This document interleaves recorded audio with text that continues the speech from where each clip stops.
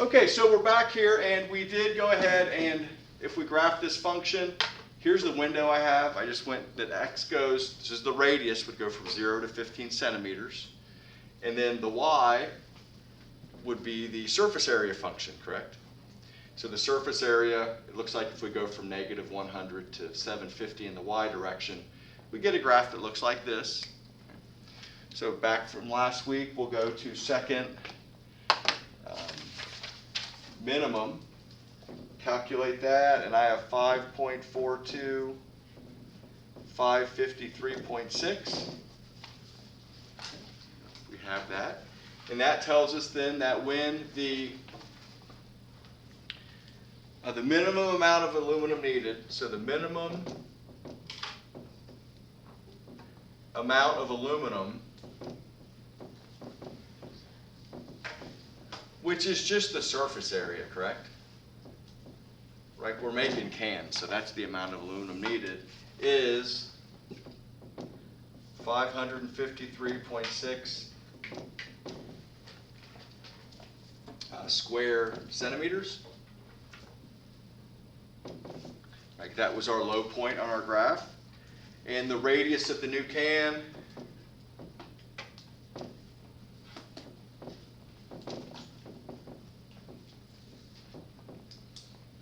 is 5.42 centimeters. Right, so what we did here, kind of the whole thing was, is we took the surface area equation, right, had it in terms of radius, graphed that function, then we found its minimum. The hardest part is finding your graph. Right? So when you're doing that, when you go to find your graph, I would still start with the standard window, which is not standard anymore because I changed it. But I would start with the standard window. Remember, we can get to there by going zoom 6. Right? And then we can just use the trace to figure out where in the world. Like once you know what your x values are, it's pretty easy to find your y values. You just hit trace. Right? The hard part is when if it's ever not around the origin, sometimes it can be really tricky to find. Okay, so here for example 4, we have, again, this is from the packet link there. The US Bank Arena has a capacity of 17,500 people. The Cyclones games generally cost $15 for admission, and typical current attendance is about 8,000 people. Attendance increases by 1,000 people for every dollar cheaper the tickets are. So again, what that's saying is that if we have a $15 ticket, our attendance is 8,000. If you have a $14 ticket, it would go up to 9,000. Right?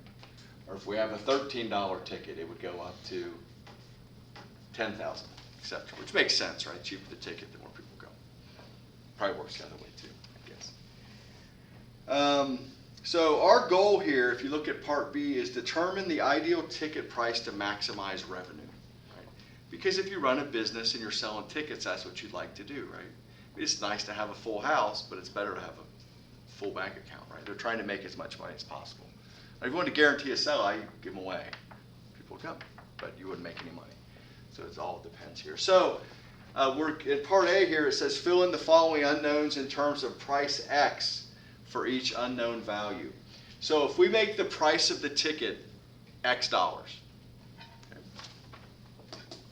Okay. Now you could make it 15 minus X, which is how I wrote it up, but I want to be more consistent with what's on the paper here. So the price is X. So the amount lowered. Well, if $15 is kind of our standard ticket, and you lower it by, say it changes to $14, you lowered it by $1, correct? Or say it's, if whatever. So what this will be, it'll be the original price minus the new ticket price. Okay, so the amount lowered would be 15 minus X. That's how much the ticket price was lowered. Does that make sense? So you could look at it. So here, here we lowered it $1 and we did 15 minus 14 is $1. Here we lowered it $2. If you're having trouble understanding the situation, little tables like this can be really helpful, just to get a real good feeling on what's going on there. Now, this is ticket price, this is attendance. Revenue is just the product of those two, right? If you multiply these together, that's what your revenue is for tickets. So, all right, the attendance. Well, it's at 8,000, but we get 1,000 more people for every time it's lowered, for every dollar it's lowered. So this is why I changed the variables. I don't really like them like this. But with this one, if we have a price of, so we know $15, it's going to be 8,000, correct? And then $14, it's going to be, so these would be our X's, right? And this would be our attendance. Wouldn't it? So are these linear? Is it dropping by the same amount for each amount? You know, it goes down $1, goes down 1,000, goes down $1, goes down 1,000. Could we just find the slope between some of these points to find an equation? Sure. We could say, okay, well, see, the slope would be 9,000 minus 8,000 over 15 minus 14.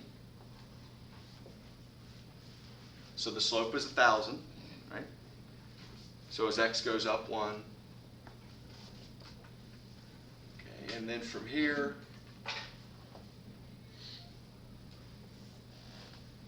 so then we could just take one of these points. You guys, hopefully you remember this. This is the point slope formula line. Right? If you have to write an equation for a line, this is a great one to use. You don't have to know the y-intercept, which is a real bonus. So with this one, it'll be y minus 8,000 equals 1,000 times x minus 15.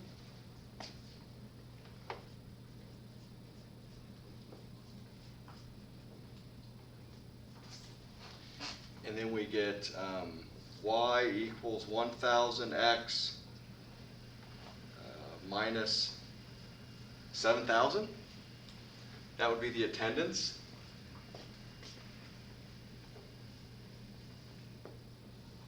Now there are other ways to write equations. This is one, but let's make sure this works because I'm a little bit skeptical of what we did there, but it's going to work fine. But let's just test some points that we know, correct? So we can always go back to those and test. If I put 15 in for x, so 15 times 1,000 minus 7,000, we get 8,000. Right? If I put 14 in for x,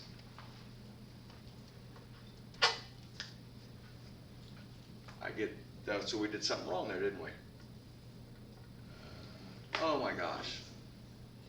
We did this backwards, didn't we? Whoops. So let's not do that. This should be 14 minus 15. It's like it didn't look right, did it? So negative 1,000, negative 1,000, negative 1,000. That should work now. So let's see if that was negative 1,000.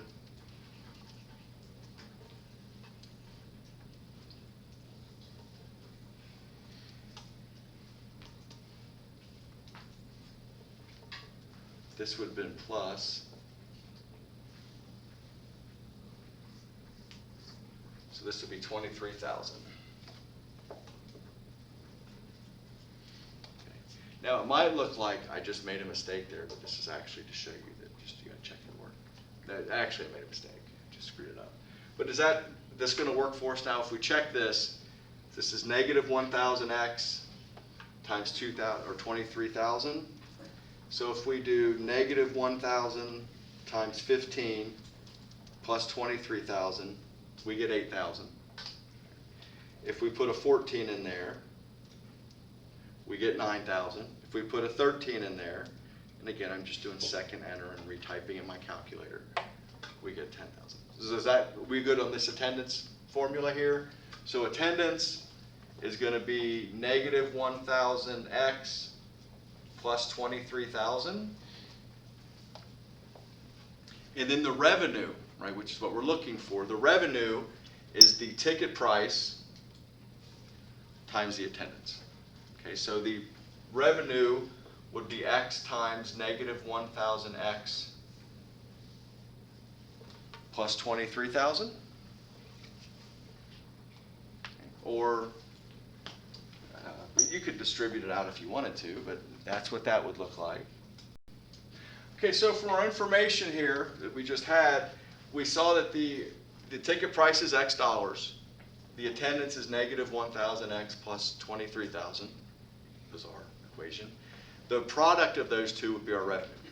So went ahead and called that R of x, where x is the ticket price, that's our input variable.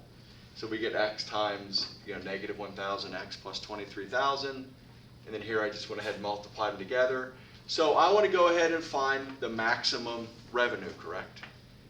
Now just a quick check-in before we turn to our calculators or do algebra or whatever, is with this is a parabola that opens down, correct?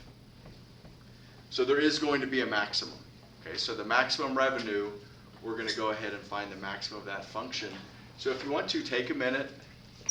If you want to try to graph that, you can.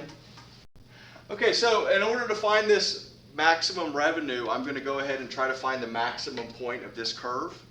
Okay, now, in terms of my calculator to graph this, we know that x is the ticket price. Right? So I know that on my window, I'm going to maybe go from $0 to $20.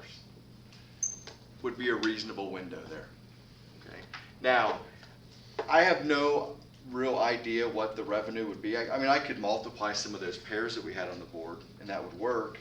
But I'm just going to go ahead and graph it and use my trace command and just kind of see what it gives me. And actually, you don't actually have to be able to see the minimum on here to calculate it. You just have to be in the right x values. So as we do this, if I graph it, I'm, like I said, most likely not going to see anything. But I'm going to hit trace, and I see that when x is 10, I'm up at $130,000. Okay. As I go to the right, it seems to get lower. As I go to the, or bigger. So let's go from 0 to maybe 150,000, just to try that on our window. Again, we're just trying to find this maximum.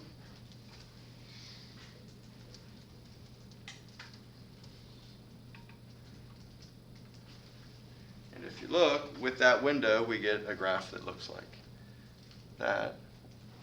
Pretty high tech there. But it looks like that.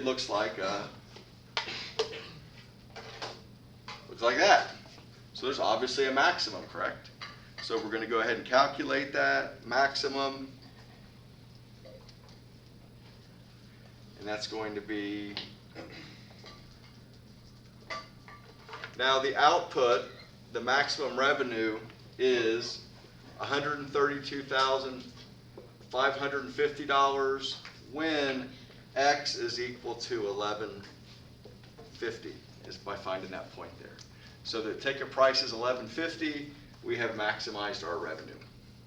So that's a way you could set this up also. Again, there are other ways to set this up, but this really works nicely when you're trying to get to your final answer here.